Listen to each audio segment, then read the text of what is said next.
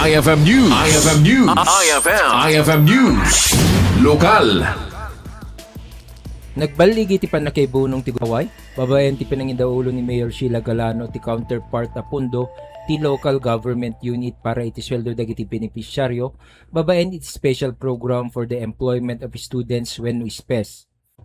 Ti panakaibunong ti counterpart share ti LGU ket agserbiya pa nagkumit ti munisipyo amang suporta ti ganwat ti gobyerno nasyonal apan nangipaay iti temporary employment opportunities kadagiti may kari nga estudyante bayat ti school break da.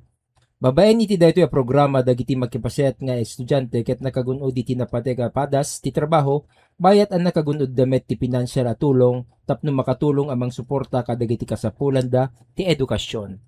Para iti IFM News Idol Glenn Batuyong tatak IFM. IFM News. IFM News. IFM News. Lokal.